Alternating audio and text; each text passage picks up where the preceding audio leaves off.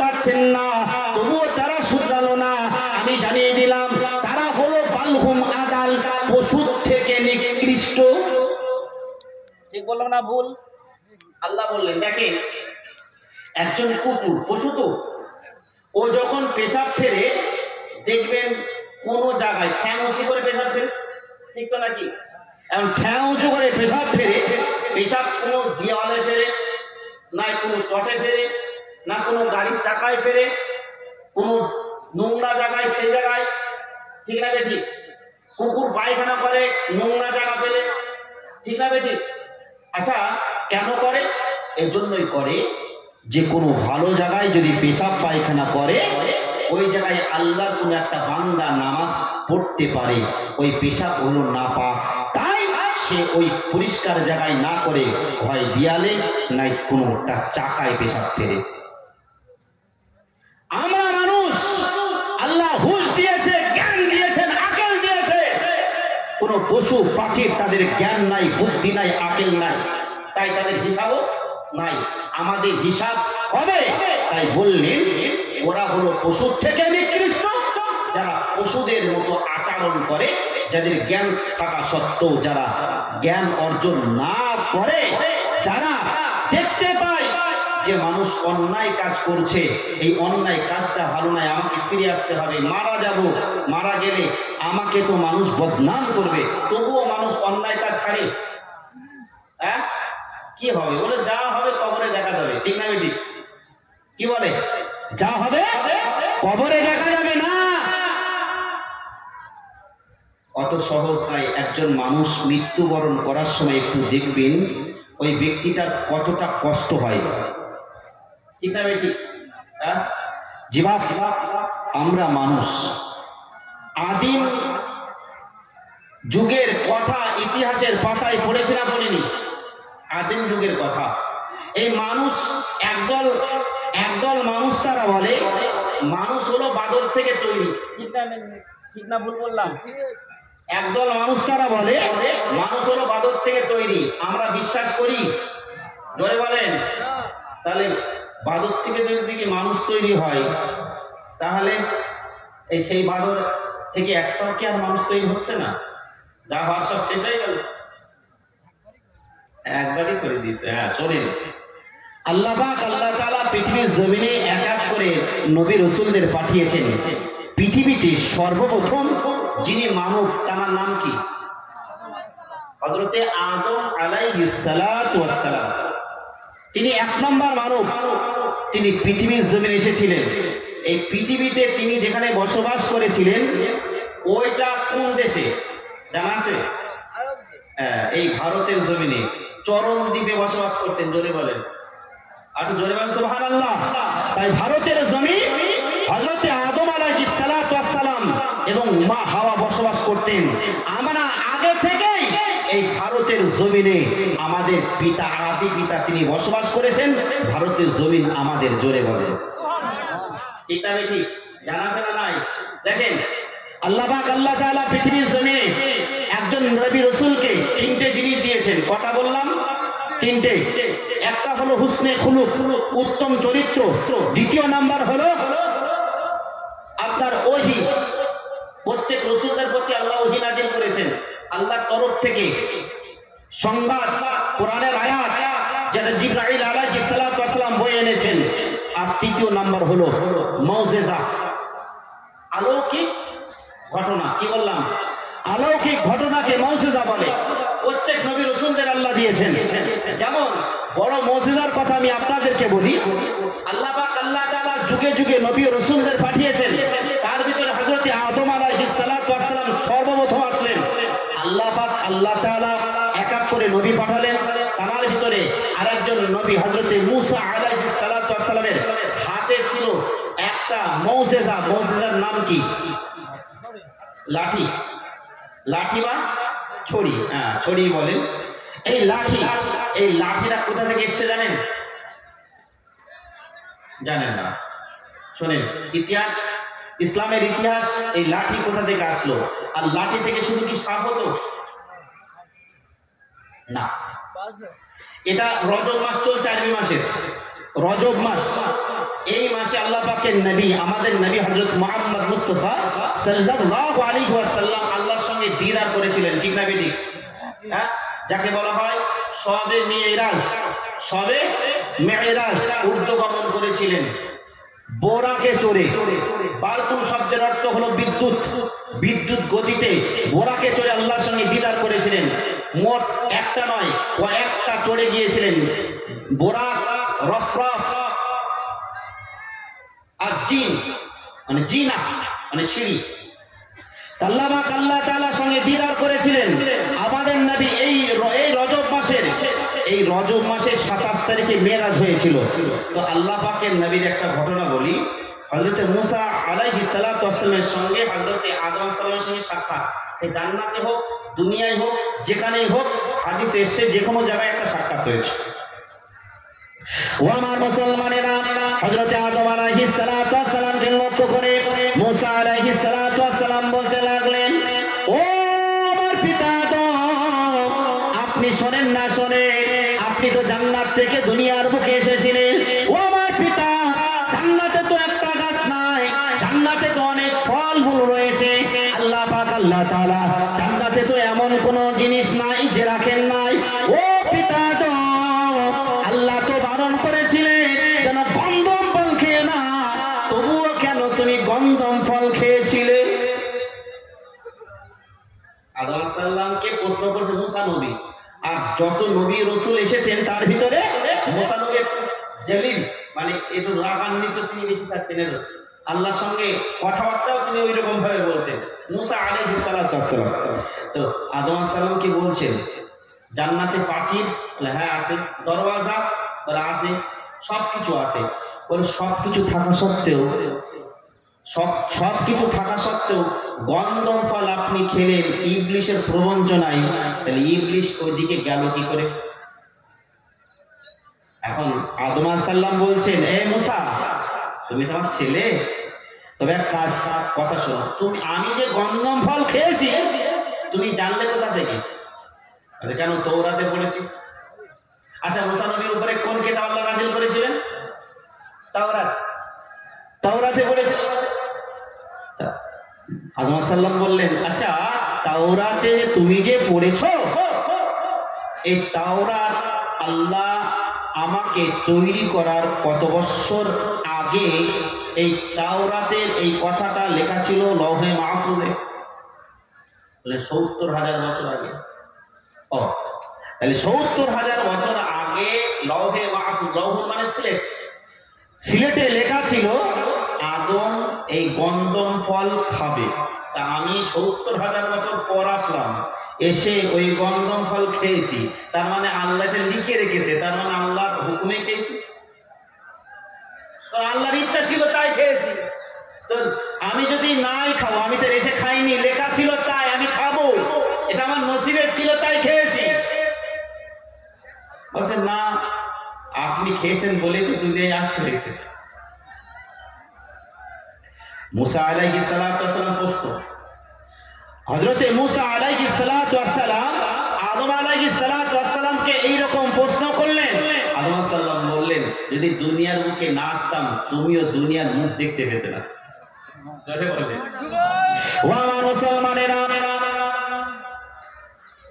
আল্লাহ পাক আল্লাহ তাআলা হযরত আদম আলাইহিস সালাতু ওয়াস সালাম এবং মা হাওয়াকে জান্নাত থেকে যখন বিতাড়িত করে দিলেন, ও আমার মুসলমানেরা, হযরতে আদম আলাইহিস সালাতু ওয়াস সালামের গায়ে জান্নাতি পোশাক ছিল, জান্নাতি পোশাক ছিল, মাথায় জান্নাতি এবং করে মুকুটটা ছিল। আল্লাহ পাক আল্লাহ তাআলার হুকুম অমান্য করার কারণে যখন গন্ধম ফল ওই শয়তান ইবলিশের প্রবঞ্চনায় খেয়ে ফেলল, সমস্ত পোশাকগুলো খুলে গেল। খুলে যাওয়ার পরে দুজনে উলঙ্গ হয়ে গেল। ও আমার মুসলমানেরা, হযরতে আদম আলাইহিস সালাতু ওয়াস সালাম এবং মা হাওয়া গাছের গোড়ায় গোড়ায় গেলেন পাতা নেওয়ার জন্য, লজ্জাস্থান থেকে তাই। ও আমার মুসলমানেরা, কিন্তু না না না, কোন গাছ হযরতে আদম মা হাওয়াকে পাতা দিতে চায় না, সবাই অস্বীকার করে, ঝোঁকে না, তারা খারাপ হয়ে দাঁড়িয়ে যায়। না না না না না না, ও আমার মুসলমানেরা, মাত্র দুটো গাছ হযরতে আদম মা হাওয়ার দিকে ঝুঁকেছিল। একটা হলো আনজির আর দ্বিতীয় নাম্বার হলো আগর গাছ। জানা আছে না নাই? আঞ্জির শব্দের অর্থ পেয়ারা, পেয়ারা, পেয়ারার পাতা, আর ওদিকে আগর গাছ, আগরের পাতা, এই দুটো। তার লজ্জাস্থান ঢেকলেন। আল্লাহ পাক আল্লাহ তাআলা এই দুটো গাছকে নিয়ামত দিলেন। কি নিয়ামত?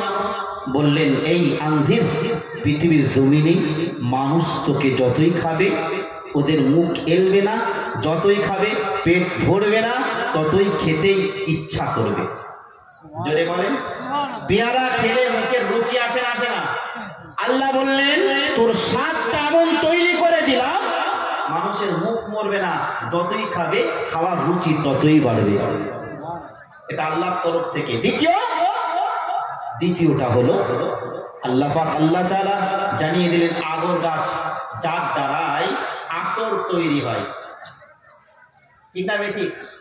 এই আতর আমরা ব্যবহার করি, আল্লাহ তার উচ্চ মান মর্যাদা বাড়িয়ে দিল। জোরে বলে।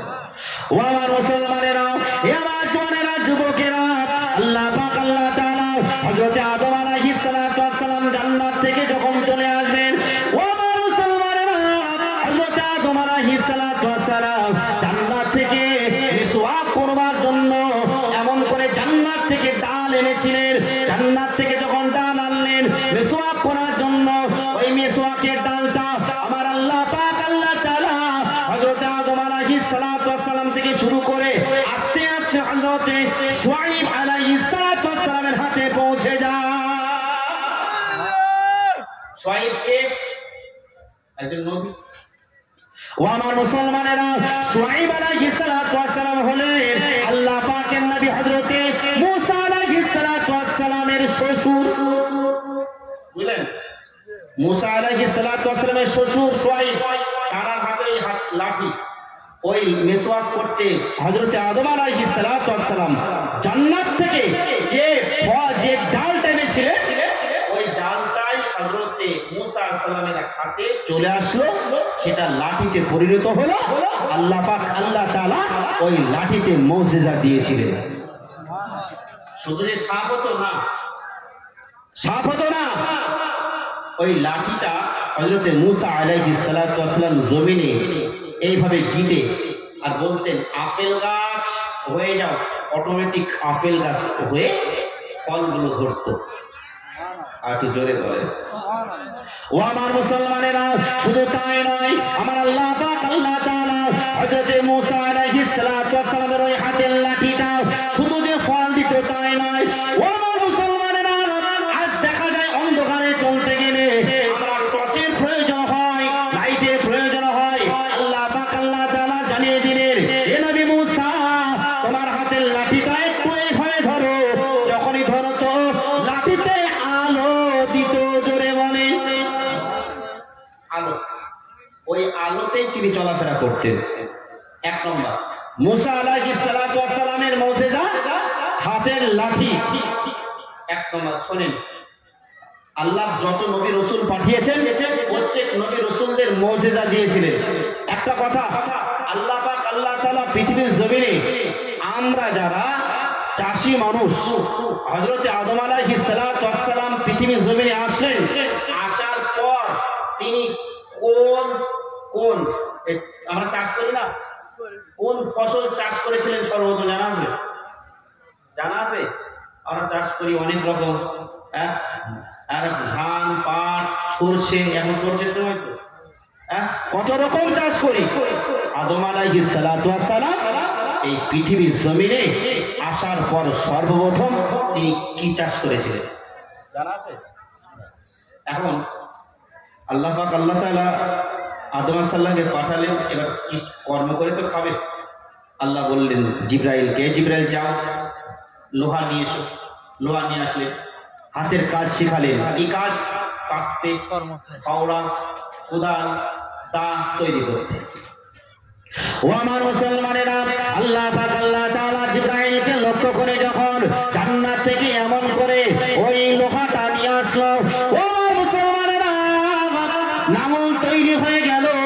আল্লাহ পাক আল্লাহ তাআলা জানিয়ে দিলেন, এ জিব্রাইল যাও যাও যাও, আইনুল বাকাত থেকে দুটো কাঠি নিয়ে এসো, বা জান্নাত থেকে এমন করে দুটো বলদ নিয়ে এসো। এসো। ওই বলদ আনা হলো, ওই বলদ আনা হয়ে এবারে ওই বলদ দুটোকে চুল্লো ভালো করে জোয়াল তৈরি করলো, নাঙল তৈরি করলো। ও আমার মুসলমানেরা, আজ কত নানান রকম প্রযুক্তির ট্রাক্টর বা অনেক কিছু উঠেছে, যেটা আমরা এক বর্তমানে নাঙল ব্যবহার করি না। এদিকে আসবো না, নাঙল আছে, নাঙল আগের মানুষ নাঙল বা মই গরুর দ্বারা দেওয়া হতো না, এখন আর লাগে না। এখন কি হয়, এখন ট্র্যাক্টরে সব, এখন মেশিনে ধান কাটছে, ঝাড়ছে, বুড়াই তুলে দিচ্ছে। ঠিক না বেঠিক? আল্লাহ পাক আল্লাহ তাআলা জানিয়ে দিলেন, এ জিবরাইল যা আমার আদমকে লক্ষ্য করে বলো, পৃথিবীর জমিনে চাষ শুরু করতে হবে, তুমি এবারে ফসল ফলাতে হবে। আল্লাহ পাক আল্লাহ তাআলা জানিয়ে দিলেন, দুনিয়াতে যাও, চলে যাও, গন্ধম ফল নিয়ে এসো। যেটা হলো আল্লাহ পাক আল্লাহ তাআলা বললেন, পৃথিবীর জমিনে গিয়ে গন্ধম ছড়িয়ে দাও। আল্লাহ পাক আল্লাহ তাআলা যখনই জিবরাইলকে লক্ষ্য করে বললেন, আর দুটো গাভী পা আল্লাহ পাক আল্লাহ তাআলার হুকুমের যে বলদ দুটো, ওই বলদ দুটো জুড়ে দিয়ে এবারে তিনি লাঙল টানছেন। গরু টেরা বেঁকা যায় না, টেরা বেঁকা যায়। এখন ওই গরু টেরা বেঁকা যাওয়া দেখে হযরত আদম আলাইহিস সালাম গরুর একটু বাড়ি মেরেছে। যেই বাড়ি মেরেছে, গরু তখন উল্টে আদমকে লক্ষ্য করে বলছে, তুমি যদি অতই সাজো হবে তাহলে জান্নাত থেকে দুনিয়ার বুকে জড়িয়ে পড়ো। গরুই বলছে। আদম আলাইহিস সালাম বললেন, আমি চাষও করবো না, নাঙলও দেবো না, যা। মন খারাপ করে বসে আছে। আল্লাহ বললেন, জিবরাইল যাও। জিবরাইল এসে বলছে, কি হলো, আপনি মন খারাপ করে বসে আছেন? বলে, আমি কি করে যে বা চাষ করব, আমি একটু টেরা বেঁকা চলাকালীন একটু মেরেছি, তাই আমাকে উল্টে শাসিয়েছে গরু, আমিও চাষবাস করবো, চাষের প্রয়োজন নেই। হযরত জিবরাইল লক্ষ্য করে বললেন, ও নবী আদম, না না না না না, যারা আল্লাহর হুকুম অমান্য করে দুনিয়ার বুকে তাদেরকে তো একটু কষ্ট করতেই হবে। এ আমার মুসলমানেরা, আল্লাহ পাক আল্লাহ তাআলার হুকুম যারা অমান্য করবে দুনিয়ার বুকে তাদের তো একটু কষ্ট করতেই হবে। যখনই এমন কথা বলার পরে আবারও বললেন, যান চলে যান, আপনি চাষ শুরু করেন। যখনই চাষ শুরু করতে গিয়েছে, চাষ শুরু করতে করতে যখনই গিয়ে একটু দেখে গরুটা আবারও তিনি লাইন দ্রুত হয়েছে, আর গরুটায় আবার আঘাত করলো। আঘাত করার কারণে গরুটা আকাশের দিকে তাকিয়ে তাকিয়ে কান্নাকাটি করে। আবার হযরত আদম আলাইহিস সালাতু ওয়াস সালাম চাষ করা বন্ধ করে দিলেন। চাষ করা বন্ধ করে দিয়ে এবারে বলতে লাগলেন, না না, চাষ করবো না। আল্লাহ পাক আল্লাহ তাআলা বললেন, হে আদম, যাও চলে যাও, আমি আল্লাহ পাক আল্লাহ তাআলা জানিয়ে দিলাম তুমি চাষ করবে। আমি আল্লাহ পাক আল্লাহ তাআলা গরুর জবানকে আমি আল্লাহ বন্ধ করে দেব। আর কিছু বলবেন? চাষ শুরু করলো, এবার গরুর জবান আল্লাহ বন্ধ করে দিলেন। গরু জবান কিছু না বলতে পারে, সেই থেকে গরু আর কথা বলতে পারে না। কিন্তু আমরা যারা গরু কথা না বলতে পারলেও, গরু যদি একটু অন্যায় করে আমরা পশুর মতো পিটাই। ঠিক না বেঠিক? না, ঠিক না, কখনোই করা যাবে না। আল্লাহ বললেন, পৃথিবীর জমিনে আমার যত সৃষ্টি জীব রয়েছে, একটা সৃষ্টি জীবের উপরে বিনা কারণে বিনা অন্যায়ে কেউ যদি আঘাত করে, আমি আল্লাহ পাক আল্লাহ তাআলা ওই একটা আঘাতের কাইফিয়ত তাকে কিয়ামতের ময়দানে নেব। বোঝা গেল? এখন প্রয়োজনে হ্যাঁ আল্লাহ সেই ব্যবস্থা করেছেন, মারবেন, তবে তার লিমিট রেখে। ঠিক না বেটি? কোনো পশু জবাই করার জন্য আল্লাহ পাক আল্লাহ তাআলা জানিয়েছেন, যখন পশু জবাই করবে ওই তোমার ধারালো অস্ত্র যেটা একটু সুন্দর করে ধার দিয়ে নেবে, জবাই করতে গিয়ে ওই পশুটার যেন কোনো কষ্ট না হয়। ঠিক না বেটি? হ্যাঁ। আর সেই আল্লাহ পাক আল্লাহ তাআলা জানিয়ে দিলেন যে বিনা কারণে একটা পশু, যদি কোনো পশু জবাই করার জন্য তাকে যদি এতটা সাবধান অবলম্বন করতে হয়, আর পৃথিবীর জমিনে একটা দুটো নয়, আমরা মানুষকে মারি না, মারছে না, কি অবস্থা। আল কতলু ফিল কতলি, কোরআনের আয়াত। কোন কেউ যদি কাউকে কতল করে তার কতলের বিনিময়ে তার কতল। এটা আরব জমিনে আছে, আমাদের ভারতের জমিনে নেই, ঠিক না? কেউ যদি কাউকে মারে তার জন্য তাকেও ফাঁসির কাস্তে বা শুলিতে বা সেই লোক তলোয়ার দিয়ে গর্দান কেটে দেয়, ঠিক না বেটি? আল্লাহ পাক আল্লাহ তাআলা জানিয়ে দিয়েছেন। এজন্যই আমরা সমস্ত পশু বলেন মানুষ বলেন তাদের উপরে একটু সদয় হতে হবে। হযরত আদম আলাইহিস সালাম প্রথম চাষ করলেন, চাষটা কি? গম চাষ। কি বললাম? গম। এই গম চাষ করে এবারে ফসল ফুললো, জমিন লক্ষ্য করে বললেন, আদম আমি বড় কমজোরি, ও আদম আমি বড় কমজোরি, আমি যদি বল হতাম, আমার যদি সেই বল থাকতো আমি অনেক আগে ফসল দিয়ে দিতাম। জমিন লক্ষ্য করে বললেন, ও আদম, প্রথমে হযরতে আদম আলাইহিস সালাতু ওয়াস সালাম মাত্র 7 ঘন্টায় ফসল ফলিয়েছিলেন। জমিন 7 ঘন্টায় ফসল ফলিয়ে দিয়েছিলেন। আল্লাহ পাক আল্লাহ তাআলা যে গম চাষ সর্বপ্রথম মানুষ, যেটা হযরতে আদম আলাইহিস সালাতু ওয়াস সালাম গম চাষ করেছিলেন। এবারে আগুনের প্রয়োজন আছে না নাই? ওই গম কি করবেন? আল্লাহ বললেন, পেশো, আটা তৈরি করো, খামির তৈরি করো, রুটি তৈরি করে খাও। আগুনের প্রয়োজন আছে না নাই? এইবারে দেখেন, আগের ইতিহাসে আমরা পড়েছি আদিম যুগের কথা, ঠিক না বেটি? আদিম যুগের কথা পড়েছি। এই আদিম যুগের কথা বলতে হযরত আদম আলাইহিস সালাতু ওয়াস সালাম ওই সময়ের কথা।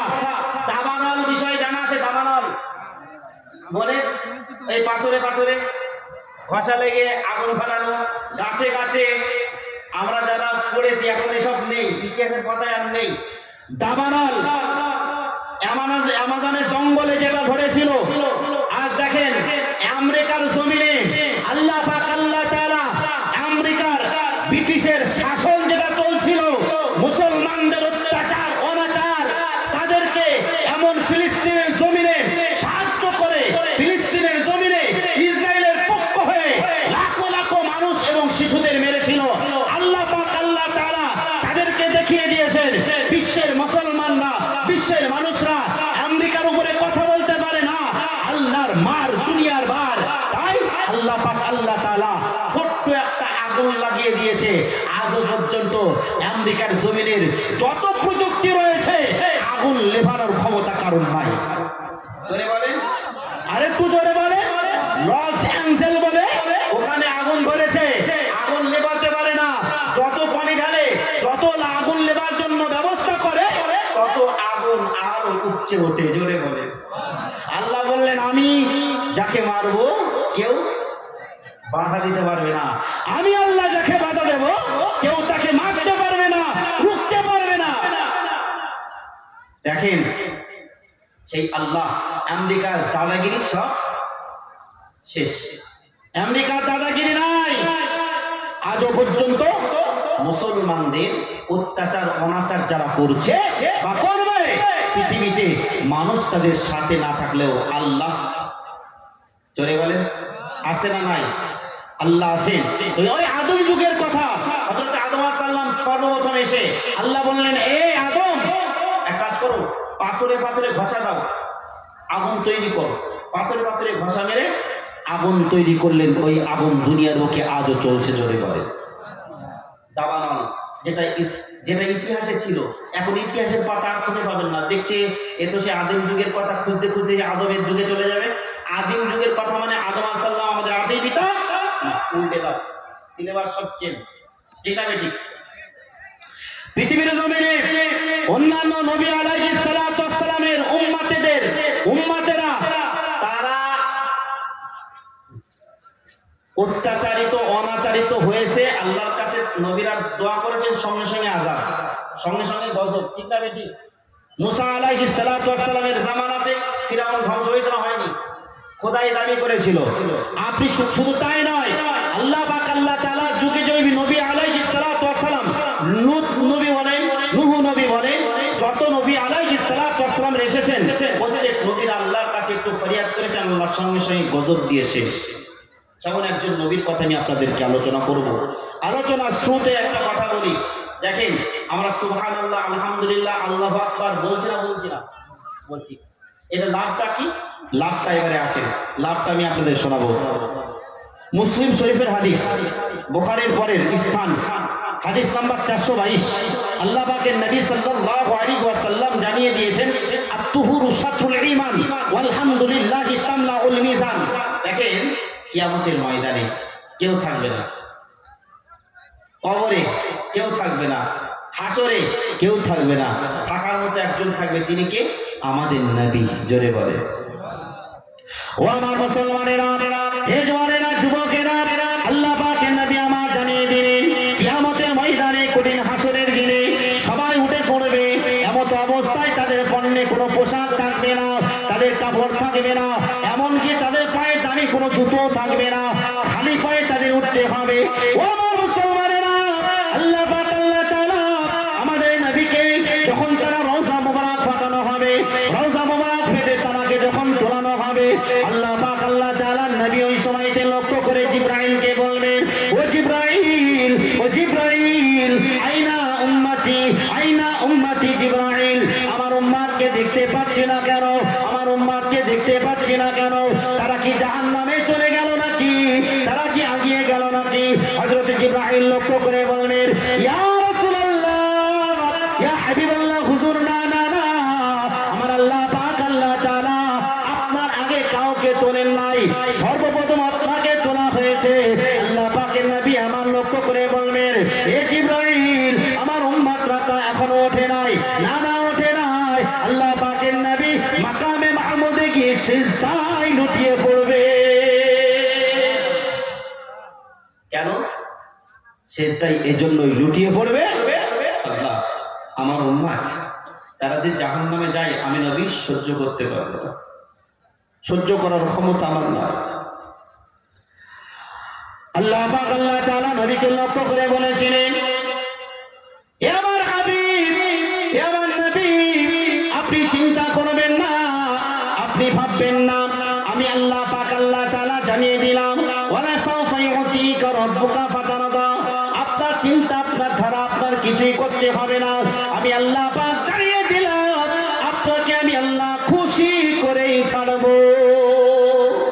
আল্লাহ পাকের নবী আমার জানালেন, ও রব্বুল আলামিন আল্লাহ, আমি খুশি হব, আমি খুশি হব আমার উম্মত যদি জাহান্নামে না গিয়ে আমার উম্মতরা জান্নাতে চলে যায়, সমস্ত উম্মত জান্নাতে গেলে আমি নবী খুশি হয়ে যাব। খুশি হব। আল্লাহ বললেন, তাই ঠিক আছে নবী, আমি বলেছি, ওয়াদা করেছি আপনাকে খুশি করবই, আপনাকে খুশি করবই। জোরে বলে নবী আমার ওই মিজানের পাল্লার কাছে দাঁড়িয়ে থাকবেন, উম্মতের ওই নেকির পাল্লা যদি জমিনে ঝুঁকে যায় জান্নাত, আর গুনার পাল্লা যদি ঝুঁকে যায় জাহান্নাম। আচ্ছা একটু আপনারা বলেন, নেকি উপার্জন করার জন্য 100-এর ভিতরে জান্নাতে যদি যেতে হয়, এখন তো সমান সমান তো দাড়ি পাল্লায় মাপা হবে, যে কি নেকির পাল্লা ঝুঁকলো না গুনার পাল্লা ঝুঁকলো। এখন 100-এর ভিতরে কত তুললে পাস হবে জানা আছে? দেখেন, এখন দেখা গেল নেকির পাল্লায় যদি 51 হয়, গুনার পাল্লায় যদি 49 হয়, ঝুঁকবে কোনটা? জোরে বলেন। ঝুঁকবে নেকির পাল্লা।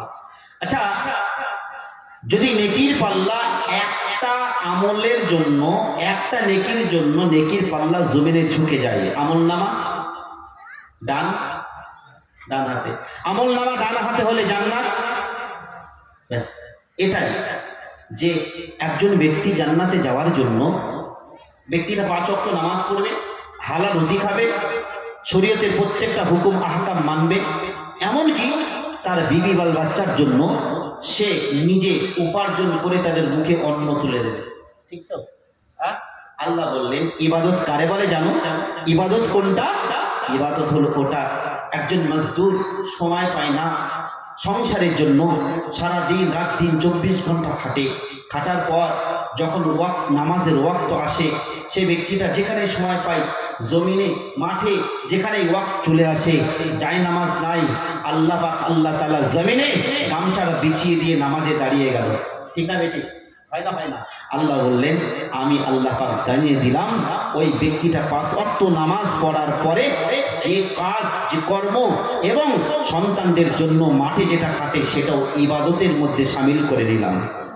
একটু জোরে বলে, সব ইবাদত।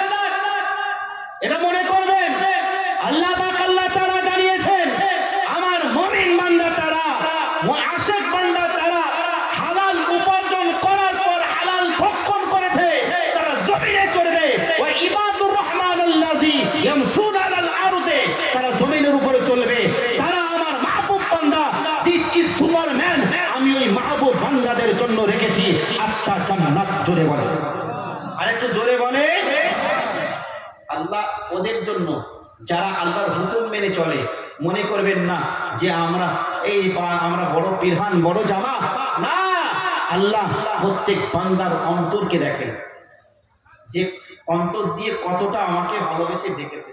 আল্লাহ মানুষের অন্তর দেখে তাকে সেই অনুপাতে জান্নাতে দিয়ে দেবে। জোরে বলে। ও আমার মুসলমানেরা, ও আমার জওয়ানেরা, যুবকেরা, আল্লাহ পাকের নবী আমার জানিয়ে দিলেন মিজানের পাল্লায় দাঁড়িয়ে থাকবে।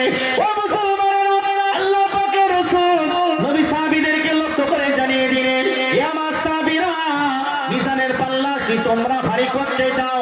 মিজানের পাল্লা কি তোমরা নেকির দিকে ঝোঁকাতে চাও? এ আমার সাহাবায়ে কেরামেরা, আমি তোমাদেরকে জানিয়ে দিলাম তোমরা আমল করো, আমল করো, একটা আমল করো।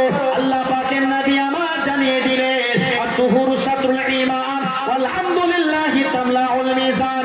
আল্লাহ পাকের নবী আমার জানিয়ে দিলেন কোন বান্দি যদি একবার আলহামদুলিল্লাহ বলে, আলহামদুলিল্লাহ বলার ওজনটা এতটাই, নেকির পাল্লা আল্লাহ জমিনের দিকে ঝুঁকিয়ে দেয়। বোঝা গেল? আলহামদুলিল্লাহ, এটা শুনে নেন। এখন তো মানুষ শুধু শুনবে একটু সুর আর শুনবে ঘটনা। ঠিক না বেটি? এখন ঘটনায় অভ্যস্ত হয়। ঘটনা আমরাও জানি, ঘটনা যে শিক্ষণীয় ঘটনা আছে সেগুলো উচিত। এখন আমরা সব থেকে বেশি ঘটনায় অভ্যস্ত যেটা শুনেছি, ইউসুফ জুলাইখার কাহিনী। শুনেছে না শুনিনি? হ্যাঁ, শুনেছি। আচ্ছা, আমি যদি আপনাদেরকে বলি ইউসুফ জুলাইখার কাহিনীর ভিতরে আল্লাহ পাক আল্লাহ তাআলা নবী ইউসুফ আলাইহিস সালাতু ওয়াস সালামের আব্বা জানের নাম হযরতে ইয়াকুব, তাই তো নাকি? আলাইহিস সালাতু ওয়াস সালাম, তিনিও একজন নবী। তাহলে আল্লাহ পাক আল্লাহ তাআলা একজন নবীর কোল থেকে, একজন নবীর কাছে থেকে আর একজন নবীকে কেন সরিয়ে দিলেন? কারণ কি? আচ্ছা, নবী রাসূলরা যদি আল্লাহর দরবারে দোয়া করতেন, আল্লাহ আমার সন্তানকে আপনি ফিরিয়ে দেন, নবীদের দোয়া আল্লাহ ফিরিয়ে দিতেন? কেন তিনি আল্লাহর কাছে দোয়া চাইলেন না? কেন তিনি আল্লাহর কাছে বললেন না? কারণ কি? ওয়াজ আমরা শুনেছি কিন্তু এগুলো অ্যানালাইসিস করিনি। তারপর আরেকটা বিষয়, হযরতে ইয়াকুব আলাইহিস সালাতু ওয়াস সালাম তিনি কেঁদে কেঁদে চোখ অন্ধ হয়ে গিয়েছিল। ঠিক না বেটি? হ্যাঁ, কিসের জন্য? যদি ছেলে হারাবার জন্য যদি কেঁদে কেঁদে চোখ অন্ধ হয়ে যায়, তাহলে নবী ইয়াকুব আলাইহিস সালাতু ওয়াস সালামের তাকদীরের উপরে বিশ্বাস থাকলো তো? নাউজুবিল্লাহ। কেন তাকদীরের উপরে বিশ্বাস করা? এটা ঈমান তো, ঠিক না বেঠিক? তাহলে তিনি হারাবার ভয়ে না, কারণ আছে। ওয়াজ আমরা শুনেছি তিনি কেন পিতার থেকে আলাদা হয়ে এত বছর পর আল্লাহ পাক আল্লাহ তাআলা তানাকে ফিরিয়ে দিয়েছিলেন। নবী হযরতে আল্লাহ পাকের নবী হযরত ইউসুফ আলাইহিস সালাতু ওয়াস সালামের গায়ের জামাটা পাঠিয়ে দিয়েছিলেন, তানার আব্বা জানের চোখে একটু বুলিয়ে দিলেন, চোখ আল্লাহ ভালো করে দিলেন। ঠিক না বেটি? জানেন তো হযরত ইউসুফ আলাইহিস সালাতু ওয়াস সালামের গায়ের পোশাকটা যখন পাঠালেন, বললেন কয়েক মাইল দূর থেকে ওই গায়ের সুগন্ধ হযরতে ইয়াকুব আলাইহিস সালাতু ওয়াস সালামের নাকে ভেসে আসে। কত দূর থেকে যদি ওই সেন্ট যদি নাকে ভেসে আসতে পারে, ছুটতে পারে, তাহলে নবী আল্লাহ পাকের নবী হযরত ইউসুফ আলাইহিস সালাতু ওয়াস সালাম কোথায় আছেন তিনি জানতে পারতেন না? না। কেন? এখানে আরেকটা বিষয় আছে। বিষয় হলো, আমি সবগুলো বলবো না, একটা শোনেন। চোখ অন্ধ কেন হলো? চোখ অন্ধ এই জন্যই হয়েছিল, তিনি আল্লাহর কাছে চেয়েছিলেন, আল্লাহ আমার ছেলে ইউসুফ, তার প্রতি আমার একটা দায়িত্ব বলতে আমি বলেছি প্রথমেই প্রত্যেকে দায়িত্বশীল। আলা কুল্লুকুম রাঈ ওয়া কুল্লুকুম মাসউলুন আন রাইয়াতিহি, প্রত্যেক ব্যক্তি দায়িত্বশীল, যার যার দায়িত্বের ব্যাপারে আল্লাহর দরবারে কৈফিয়ত দিতে হবে না? দিতে হবে। তিনি চিন্তা করলেন, আমার ছেলে হারিয়ে গেছে, আমার ছেলের দায়িত্ব ছিল আমার প্রতি, আমার ছেলেটা কি করছে, ওই দায়িত্ব পালন আমি তো করতে পারলাম না, এই দায়িত্বর জন্য আল্লাহর দরবারে আমাকে কৈফিয়ত দিতে হবে। বোঝা গেল? এই দায়িত্বর জন্য যে আমার ছেলেটাকে আমি সুশিক্ষায় শিক্ষিত করতে পারলাম না, আমার ছেলেটার প্রতি যে আমার একটা দায়িত্ব ছিল, ওই দায়িত্বটা পালন করতে পারি না, এই দায়িত্বর কারণে আল্লাহর দরবারে আমাকে উঠতে হবে কিনা, এই জন্য কেঁদে কেঁদে কেঁদে কেঁদে তার চোখ দুটো অন্ধ হয়ে গিয়েছিল। দায়িত্ব দেখেছেন? আর আমাদের দায়িত্ব, ছেলে নামাজ না পড়লেও বলা হয় না, হ্যাঁ, ছেলে অন্যায় কাজ করলেও কোনো খবর নাই। এখন জানুয়ারি মাস চলছে, ঠিক না বেঠিক? এখন সন্তান দেখা যাচ্ছে, এখন টাকা পয়সা তোর অভাব নাই, এখন এইসব জায়গায় বসবে না।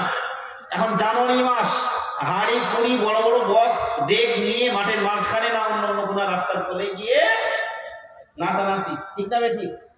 পিকনিক হয় না? এটা ইসলাম শরীয়তের কাজ। গান বাজনা না।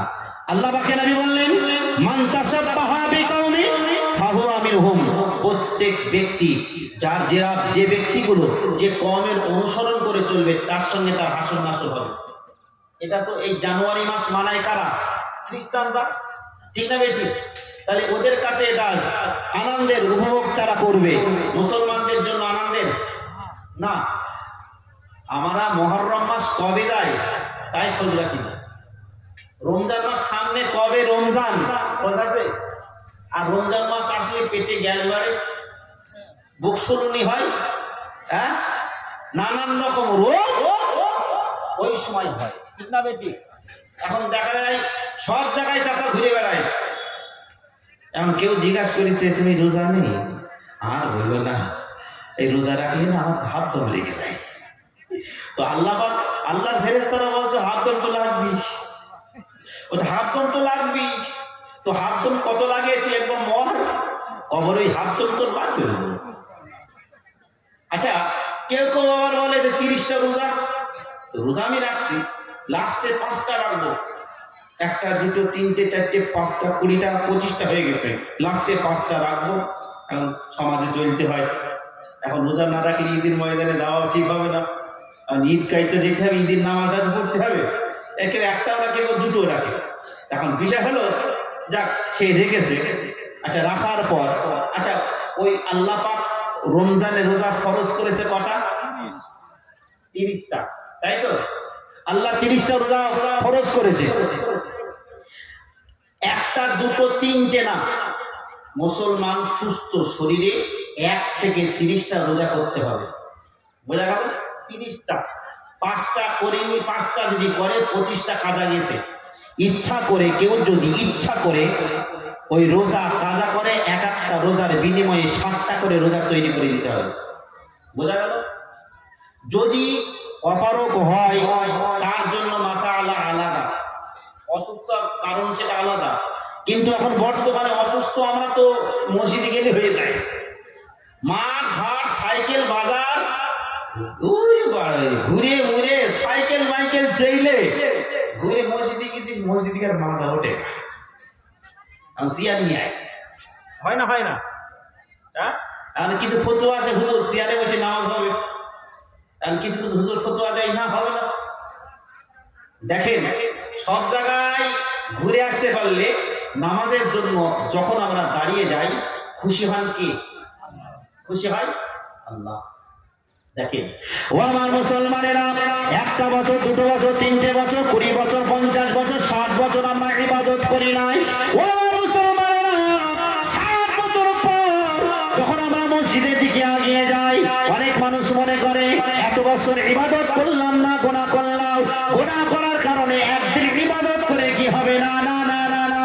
আমার মুসলমানেরা, আমার আল্লাহ পাক আল্লাহ তাআলা জানিয়ে দিয়েছে, আমার ওই বান্দাটা মাথায় টুপিটা দিয়ে যখন নামাজের জন্য এগিয়ে গেল, আর যখন মসজিদে গিয়ে দাঁড়িয়ে পড়েছে, আমি আল্লাহ পাক আল্লাহ তাআলা অত্যন্ত খুশি হয়ে যায়। কেন? মা যেমন অনেক বছর পর সন্তান ফিরে পায়, আল্লাহ ঠিক ওই রকম খুশি হয়, তার থেকেও বেশি।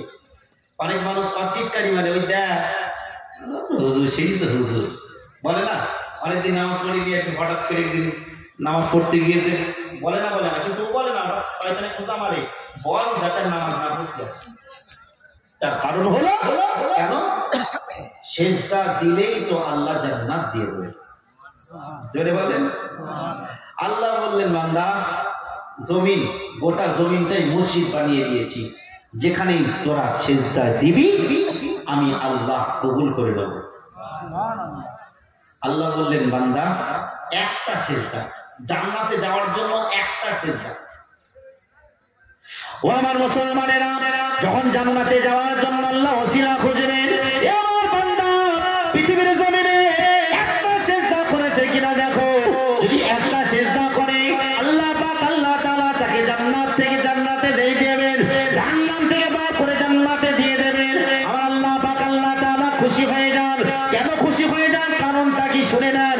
আল্লাহ পাক আল্লাহ তাআলা হযরত আদম আলাইহিস সালাতু ওয়াস সালামকে যখন তৈরি করার পরে এবং সমস্ত ফেরেশতাদেরকে লক্ষ্য করে বলেছিলেন, হে আমার ফেরেশতারা, তোমরা এক বাক্যে সেজদা দিয়ে দাও। সবাই সেজদা দিল, কিন্তু ইবলিস শয়তান দিল না। ঠিক না বেটি? অহংকার করলো, তাকাব্বুরি, ফখর, আমিত্ব নিয়ে আসলো। না, আমি হলো আগুনের তৈরি, আর আদম হলো মাটির তৈরি। আগুনের ধর্ম হলো উপরের দিকে ওঠা, মাটির ধর্ম হলো নিচের দিকে নামা। তাই আমি আগুন হয়ে মাটিকে সেজদা করতে পারবো না। আল্লাহ বললেন, যা, একটা কোথায় তোর সব শেষ।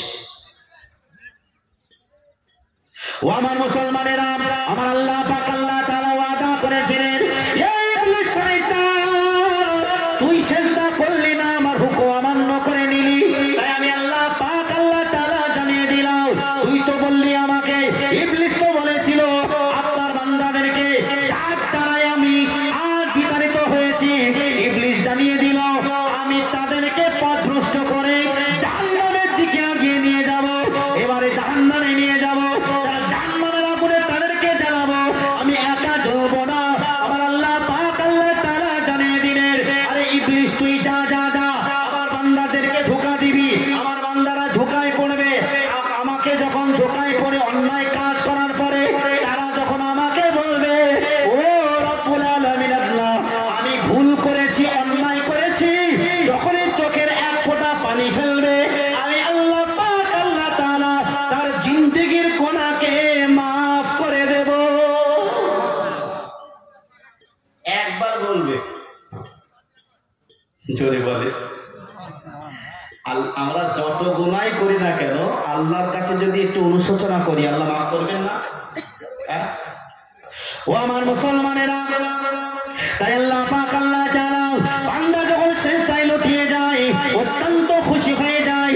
আমার মুসলমানেরা, আল্লাহ পাক আল্লাহ তাআলা ফেরেশতার দিকে লাগে তাকিয়ে বলে, ও আমার ফেরেশতা, আমার বান্দাদের দিকে তাকিয়ে তাকিয়ে দেখো, আমার বান্দারা তারা রুকুয়ে গিয়ে তাসবিহ পাঠ করে, সুবহানা রাব্বিয়াল আযীম।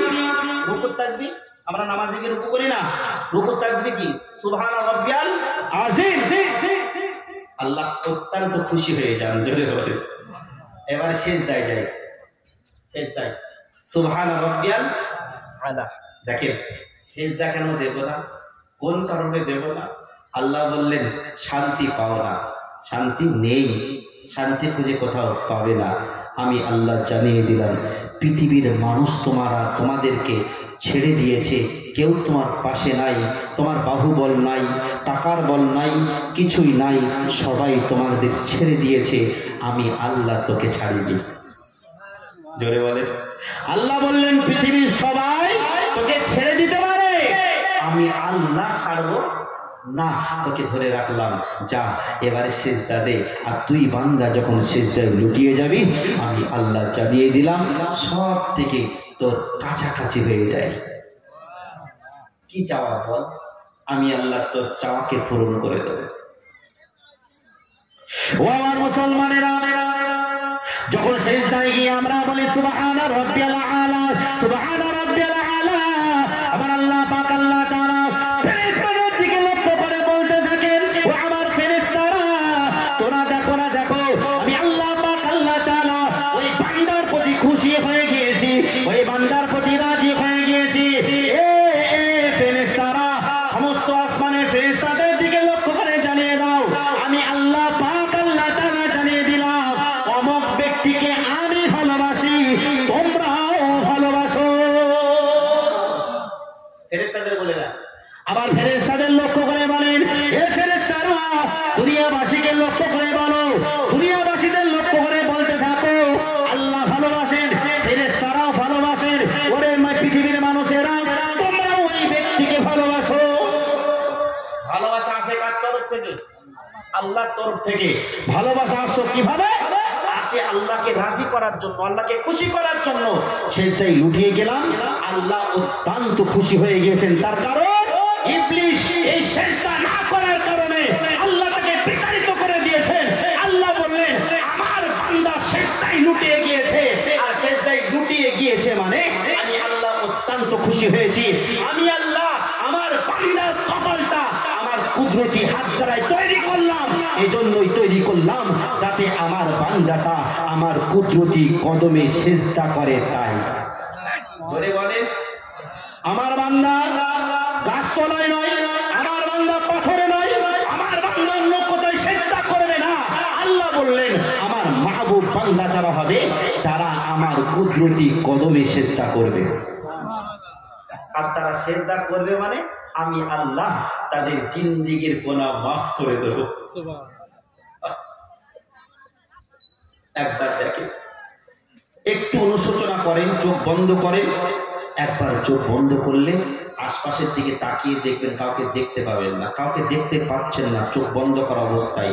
আর যদি একদিন একেবারে চোখ বন্ধ হয়ে যাবে, সেই দিন কবরে আপনার নামিয়ে দেওয়া হবে, সেই দিন কি অবস্থা হবে? পিতাকে সন্তান দাফন করে আসছে, খবর নাই আর, ঠিক না বেটি?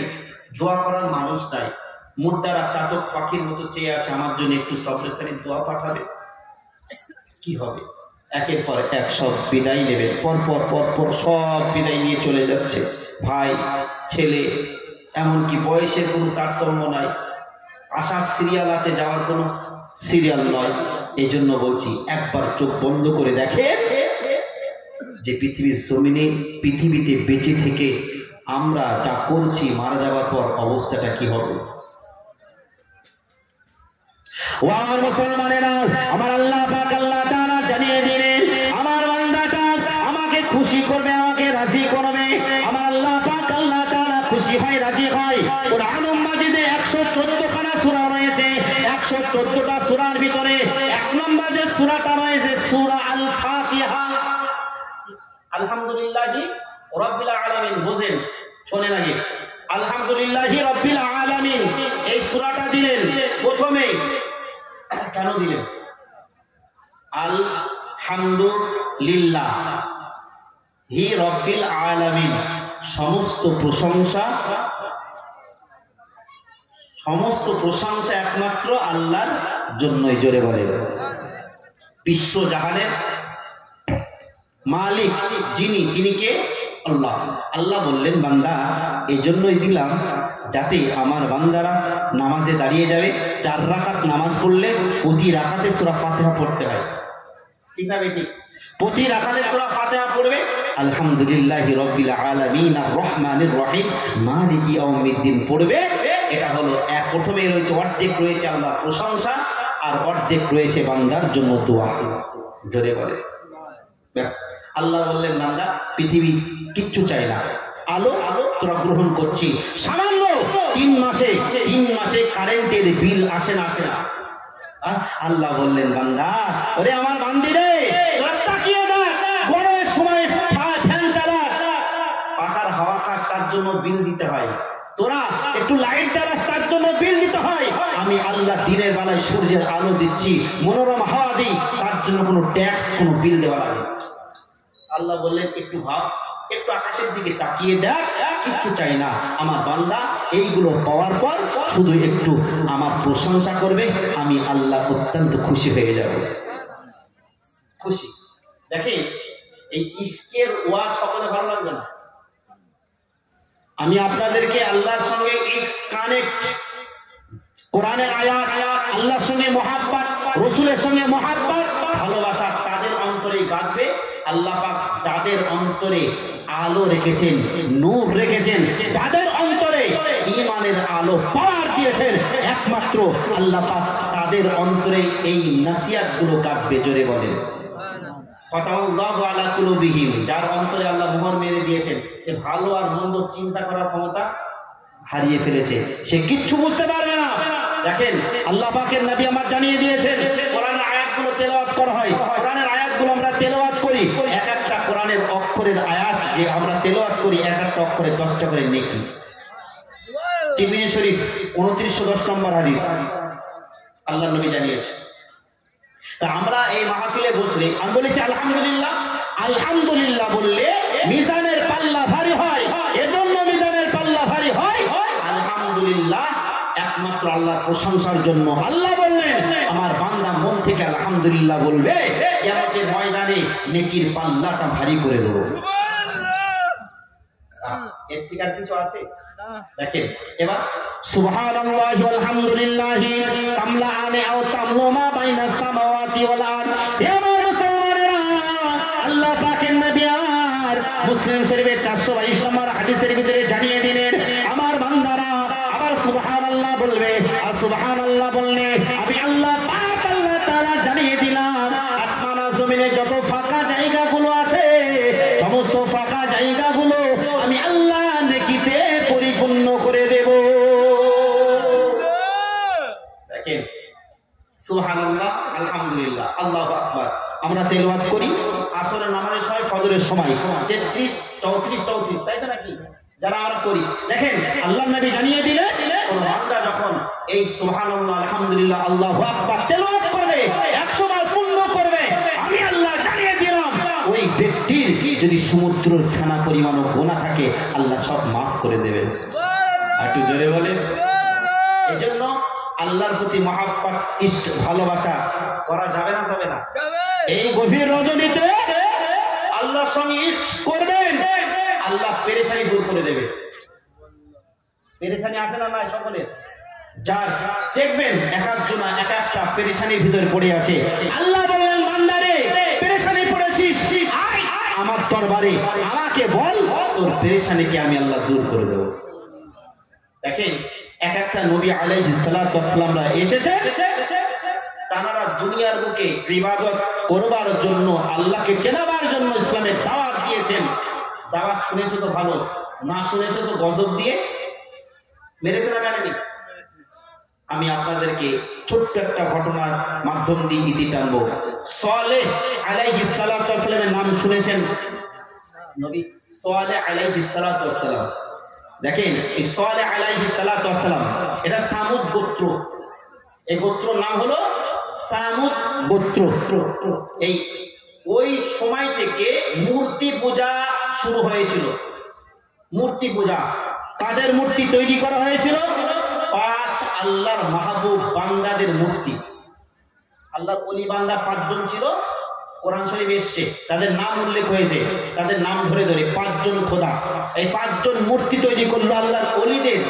ইবলিস শয়তান তাদের প্রবঞ্চনা দিয়ে মূর্তির পূজা করা শিখিয়ে দিল। তারা ছিল আল্লাহর 5 জন বিশিষ্ট আল্লাহর ওলি। ওই সামুদ গোত্রে ঘটনাটা এসেছে। এই সামুদ গোত্রে আসার পর তারা হযরত সালেহ আলাইহিস সালাতু ওয়াস সালাম ইসলামের দাওয়াত দেয়, নবীদের কাজ হলো ইসলামের দাওয়াত দেওয়া। তারা বলল যে আপনার আল্লাহ আছেন, আমরা কি করে দেখবো, কি করে বুঝবো, আমাদের বোঝান। আমাদেরও 5টা খোদা আছে। কারা বলল? সামুদ গোত্রের কাফেরেরা বলল আমাদেরও 5টা খোদা আছে। তবে আজকে পরীক্ষা হবে, আমরা আমাদের খোদাকে ডাকবো, আপনি আপনার আল্লাহকে ডাকবেন। কার ডাকে সাড়া দেয়? যদি আমাদের খোদা থাকে তাহলে আমাদের খোদার এই মেনে নিতে হবে, 5 খোদাকে মেনে নিতে হবে। তারা পূজা করে। আল্লাহ পাক আল্লাহ তাআলা জানিয়ে দিলে সামুদ গোত্রের লোকদেরকে। হযরত সাল্লাল্লাহু আলাইহি ওয়াসাল্লাম আল্লাহর কাছে দোয়া চাইলেন, আল্লাহ বললেন বলো, তাদেরকে ডাকতে বলো। 5 জন খোদাকে একটা মেলার ভিতরে তাদেরকে ডাকা হলো, নাম ধরে ধরে। কোরআন শরীফে তাদের নামগুলো এসেছে, নাম ধরে ধরে ডাকছে।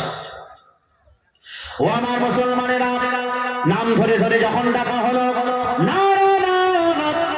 তারা ডাকে উত্তর দেয় না। এমন করে 1টা 2টো 3টে 4টে 5টা খোদার নাম ধরে ডাকলো। নাম ধরে ডাকার পরেও তারা উত্তর দিল না। উত্তর না দেওয়ার কারণে এবারে দেখা গেল কি, তারা যখন উত্তর না পেল, এবারে হযরতে নবী সালেহ আলাইহিস সালাতু ওয়াস সালামকে লক্ষ্য করে বলতে লাগলেন, ও নবী সালেহ, আমার খোদা উত্তর দিল না, আপনি আপনার খোদাকে, আপনার আল্লাহকে ডাক দেন, আপনার আল্লাহ সেই ডাকে সাড়া দেয় কিনা দেখবো। দেখেন, দেখি হযরত সালেহ আলাইহিস সালাতু ওয়াস সালাম আল্লাহ দরবারে লক্ষ্য করে দোয়া চাইলেন, ও রব্বুল আলামিন আল্লাহ, আজ আমি পরীক্ষার ভিতরে পড়ে গিয়েছি, আল্লাহ আপনি আমাকে রক্ষা করুন। আপনি আছেন এটাকে জানবার জন্য আমি এদের কাছে এটা ওয়াদা করেছি, অবশ্যই ও আল্লাহ পাক আল্লাহ তাআলা এরা যাই বলবে আল্লাহ আজকে আপনি সেটাই করে দেবেন। হযরত সালেহ আলাইহিস সালাতু ওয়াস সালামকে লক্ষ্য করে বললেন, হযরত নবী সালেহ বললেন, আপনারা 5 খোদাকে ডাকলেন, তারা উত্তর দিল না, তবে আমরা আমার আল্লাহকে ডাকবো, আল্লাহ উত্তর দেবেন, তোমরা শোনো। বলো কি করতে হবে? ও তারা তখন সামুদ গোত্রের লোকেরা বলতে লাগলো যে আপনি এক কাজ করেন, এই যে পাহাড় দেখতে পাচ্ছেন, এই পাহাড়ের ভিতর থেকে উটনি বার করে দেখাতে হবে। জোরে বলেন। পাহাড়ের ভিতরে থাকে? জোরে বলেন না। থাকে? থাকে না। পাহাড়ের ভিতরে উট থাকে না। তারা বলল পাহাড়ের ভিতর থেকে উট বার করে দেখাতে হবে। নবী সালেহ বললেন ঠিক আছে, তাই হবে, দোয়া করবে। বললেন দাঁড়ান। বলে কি? বলে আপনি যেখানে সেখানে বললে তো হবে না, আমরা যেখান থেকে বলবো সেইখান থেকে বার করতে হবে। তার মানে বলা যায় না যে আপনি পাহাড়ের ভিতরে উট রেখে দেন। ওদের বুদ্ধি দেখে পাহাড়ের ভিতরে উট থাকে? বলে না, আমরা যেখান থেকে বলবো সেইখান থেকে। ব্যাস। বলে কোথা থেকে বলো? বলে ওই পাহাড়ের ওই কোণ থেকে একটা উটনি বার করতে হবে। ফের হাত তুলে দোয়া করবে। দাঁড়ান। কি? বলে যা তা উটনি বার করলে হবে না, উটটা যেন 10 মাসের গর্ভবতী হয়। বলে ও আমার মুসলমানেরা, আল্লাহ নবীরা আল্লাহর কাছে যাই চেয়েছেন আল্লাহ তাই দিয়েছেন। আমার মুসলমানেরা, সালেহ আলাইহিস সালাতু ওয়াস সালাম এবারে তিনি কি করলেন? আল্লাহর দরবারে হাত টেনে দোয়া করলেন, ও রব্বুল আলামিন আল্লাহ, আমি নবী সালেহ, আপনি আছেন এই পরীক্ষার জন্য। আমাকে বলেছে ওই পাহাড় থেকে উটনি বার করে দেখাতে হবে। ও রব্বুল আলামিন আল্লাহ, আমার তো কোনো ক্ষমতা নাই, তাই আপনার দরবারে হাত তুলে দোয়া করি, ও রব্বুল আলামিন আল্লাহ, ওই পাহাড়ের ওই কোণা থেকে আপনি একটা গর্ভবতী উট বার করে দেখা। আল্লাহর কাছে দোয়া চাইলেন। আল্লাহ বললেন, হে নবী সালেহ, অবশ্যই আল্লাহ সবকিছুই করতে পারেন। জোরে বলেন। আল্লাহ যদি কোনো কিছু তৈরি করার কথা বলেন, কুন ফায়াকুন হয়ে যায়। ব্যাস। যখনই বললেন, দোয়া করা শেষ, পাহাড়ের ওই কোণা থেকে একটা 10 মাস গর্ভবতী একটা উট আল্লাহ জমিনে চলে আসবে। জোরে বলে। তখন সবাইকে বললো, এবার তোমরা ঈমান আনো।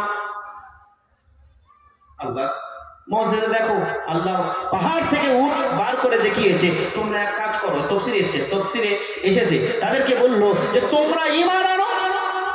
তারা বললো দাঁড়া, আগে দেখবো তো, ঈমান তো আমরা দেখবো তো। বলে কি? বলে শোনো, আমাদের এখন দুধ দহন করে দেখাতে হবে। সালেহ সালাম বলছেন আচ্ছা সম্ভব? বাচ্চা হয়নি, গর্ভবতী অবস্থায় কি দুধ দহন করা যায়?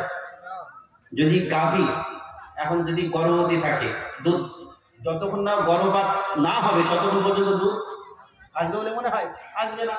এখন সালেহ আলাইহিস সালাতু ওয়াস সালামকে বলছেন না, আমরা জানি না, আমাদের ওই দুধ দহন করে দেখাতে হবে, আমরা চাই যে উটে দুধ খাবো।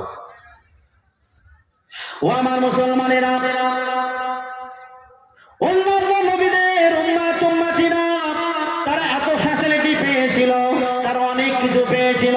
সামুদ গোত্রের লোকেরা তারা অনেক কিছু দেখার পরেও না না না না না না তারা ধ্বংস হয়ে গিয়েছে। আমার আল্লাহ পাক আল্লাহ তাআলা তাদেরকে ধ্বংস করে দিয়েছিলেন। তার একমাত্র কারণ হলো আল্লাহর হুকুম অমান্য করার কারণে।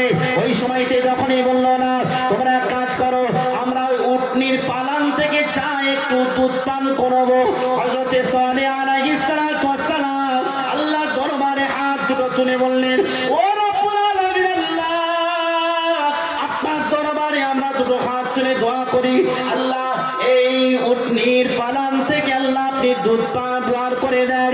আল্লাহ পাকের দরবারে যখন দোয়া করেছেন, আমার আল্লাহ পাক আল্লাহ তাআলা জানিয়ে দিলেন এ সালেহ আলাইহিস সালাতু ওয়াস সালাম আপনি এক কাজ করেন, সামুদ গোত্রের লোকেদের লক্ষ্য করে জানিয়ে দেন তারা যেন পালানে হাত দেয়। জোরে বলেন সুবহানাল্লাহ, আরেকটু জোরে বলেন। জি বাবা, ওই পালানে হাত দেবে, এই লম্বা ঘটনা বুঝলেন। এখন ওই পালানে হাত দেবে, দুধ কিভাবে বার হবে, এই আরো তারা ধ্বংস হবে কিভাবে, সালেহ আলাইহিস সালাতু ওয়াস সালামের লম্বা এই তাফসীর এসছে। তারা শুধু আল্লাহর হুকুম অমান্য করার কারণে আল্লাহ পাক তাদেরকে ধ্বংস করে দিয়েছেন। এই জন্য আমরা চাই যে আমরা আল্লাহর হুকুম পালন করেই দুনিয়ার বুক থেকে যেতে চাই। সকলে বলি, আর একটু জোরে বলি, যাবো না? হ্যাঁ, রসুলকে মহাব্বত করবো না? আর একটু জোরে বলেন। আমার ভাই, আপনাদের আকাঙ্ক্ষিত বক্তা, আমার প্রাণের খুব কাছের ভাই, অসুস্থ শরীর নিতে এসছে। আমার সঙ্গে কথা হলো, শরীরটা বড় অসুস্থ, তাও মানে ট্রিটমেন্ট করে এখানে এসছে যত সম্ভব, যতটা জানি আমি। তো আপনারা আমার ভাইয়ের মুখ থেকে মূল্যবান নসিহত শুনবেন। সকলে আমরা আল্লাহ রসুলকে মহাব্বত করি না? করি তো? তাকবীর দেন, নারে তাকবীর। একটু জোরে দেন। জোয়ান যুবকরা সব লেপের তলায়। অন্যান্য সময় দেখেন রাত 12টা 1টা পর্যন্ত ফ্রি ফায়ার খেলবে, তাও কিছু ঘুমাবে না। কিন্তু এই মাহফিলগুলোই থাকবে না, তারা লেপের তলায় গিয়ে ফ্রি ফায়ারের মতো করে। ঠিক আছে? ঠিক।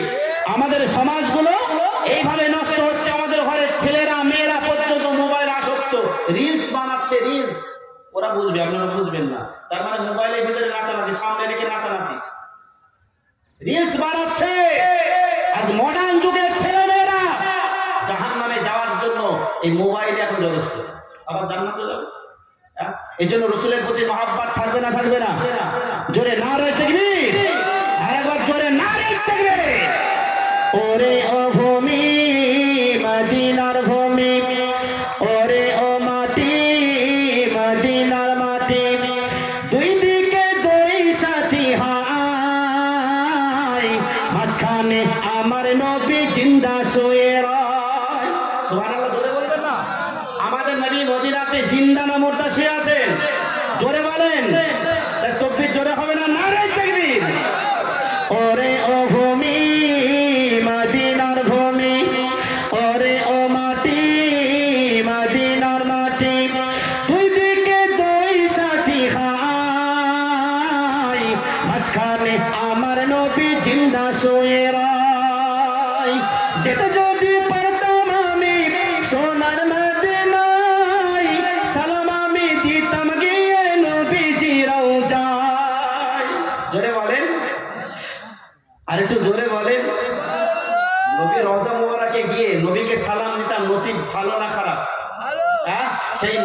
কাছে আমরা যেতে চাই না সকলে আমরা চাই আল্লাহর কাছে আবেদন, আল্লাহ আমরা শয়নে স্বপনে যে কোনো সময়ে আল্লাহ নবীর দরবারে শয়নে স্বপনে হোক গিয়ে একটু নবীকে সালাম জানাবো, এই সৌভাগ্য আল্লাহ আমাদের সকলকে দিও। বলেন আমিন, জোরে বলেন আমিন।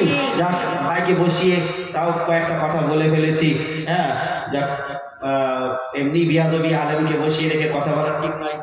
ঠিক আছে, আমি যা কিছু বললাম কথা বলার ভিতরে যদি কোনো রকম ভুল ত্রুটি হয়ে থাকে সকলে আমাকে ক্ষমা করে দেবেন। আমি আপনাদের কাছের মানুষ, আমার ভাইও কাছের মানুষ। আমার বাড়ি এই নেলুয়া, অনেকে চেনেন, জাহিদুল ইসলাম অনেকে জানেন, নেলুয়া দইয়ের বাজার, নেলুয়াই আমার বাড়ি। আপনারা আমার জন্য খাস দোয়া করবেন, আমিও দোয়া করি। আল্লাহ পাক সকলের মনের আশা নেক মাকসুদকে পূরণ করেন। আসসালামু আলাইকুম ওয়া রাহমাতুল্লাহি ওয়া বারাকাতুহু। জোরে সরে আল্লাহ